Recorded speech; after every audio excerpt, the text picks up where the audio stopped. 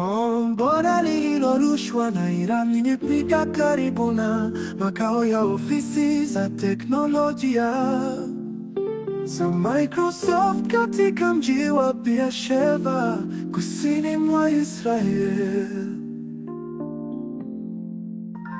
Tukio hilo limetokea katika mazingira ya mvutano unaoendelea kati ya Iran na Israel, na limezua hofu kubwa miongoni mwa wakazi wa eneo hilo na wafanyakazi wa kampuni mbalimbali zilizopo katika mbuga hiyo ya kiteknolojia. Kwa mujibu wa taarifa iliyotolewa na shirika la huduma za dharura la Israel, Magen David Adom, waokoaji wa kwanza wameanza kazi ya kupekua majengo yaliyopo karibu na eneo la mlipuko ili kuwatafuta watu walioweza kujeruhiwa.